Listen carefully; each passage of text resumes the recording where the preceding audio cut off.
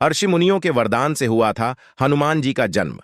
जानिए बजरंगबली के जन्म से जुड़ी कथा। प्रभु राम को सर्वस्व मानने वाले और रामचरितमानस के रचयिता गोस्वामी तुलसीदास ने एक चौपाई में लिखा है कि मंत्र महामणि विषय ब्याल के, मेटत कठिन कुंक भाल के।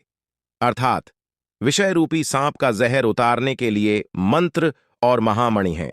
यानी मंत्र सकारात्मक ऊर्जा का संचार करते हैं और नकारात्मक ऊर्जा को नष्ट करते हैं।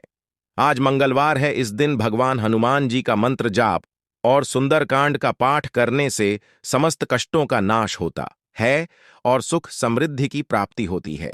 साथ ही इस दिन संकट मोचन हनुमान जी के जन्म की कथा पढ़ने से शरीर में ऊर्जा का संचार होता है और नकारात्मक शक्तियों का अंत होता है। तो आइए ऐसे में जानते हैं वीरों के वीर महावीर के जन्म की अद्भुत कथा। संकट मोचन हनुमान जी के जन्म की कथा। वेदों और पुराणों के अनुसार पवन पुत्र हनुमान जी का जन्म चैत्र पूर्णिमा को मंगलवार के दिन नक्षत्र व मेष लग्न के योग में हुआ था। हनुमान जी के पिता सुमेरु पर्वत के वानर राज राजा केसरी थे और माता अंजनी थी।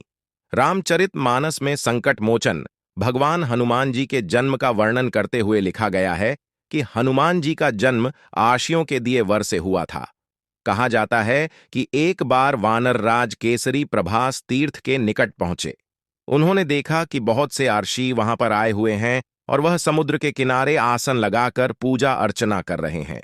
तभी वहां पर एक विशाल हाथी आ गया और उसने ऋषि मुनियों के यज्ञ को भंग करना और उन्हें परेशान करना प्रारंभ कर दिया। तभी वानर राज केसरी ने पर्वत के शिखर से हाथी को उत्पात मचाते हुए देखा। इसे देख उन्होंने इस विशालकाय हाथी के दांत तोड़ दिए और उसे मार डाला। इससे प्रसन्न होकर ऋषि मुनियों ने वानर राज केसरी को इच्छानुसार रूप धारण करने वाला, पवन के समान पराक्रमी तथा रुद्र के समान पुत्र का वरदान दिया। भगवान शिव के 11वें रूप हैं हनुमान जी। एक पौराणिक कथा के अनुसार एक दिन माता अंजनी मानव रूप धारण कर पर्वत के शिखर की तरफ चली जा रही थी। तभी वह डूबते हुए सूरज की लालिमा की खूबसूरती को देख भगवान सूर्य को निहारने लगी।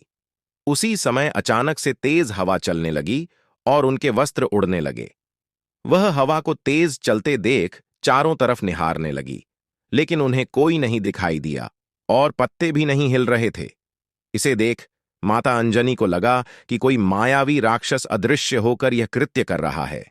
इस पर उन्हें क्रोध आ गया और वह बोली कि कौन दुष्ट मुझ पतिप्रायण स्त्री का अपमान करने की कोशिश कर रहा है।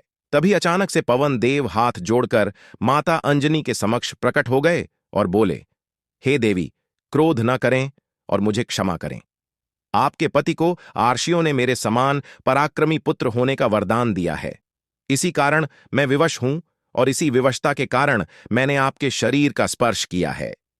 मेरे अंश से आपको एक महातेजस्वी बालक प्राप्त होगा। उन्होंने इससे आगे कहा कि हे देवी, भगवान रुद्र मेरे स्पर्श द्वारा आपके पुत्र के रूप में प्रविष्ट हुए हैं। वही आपके पुत्र के रूप में प्रकट होंगे। इस प्रकार वानर राज केसरी के यहां भगवान शिव रूप में स्वयं अवतार लिया है।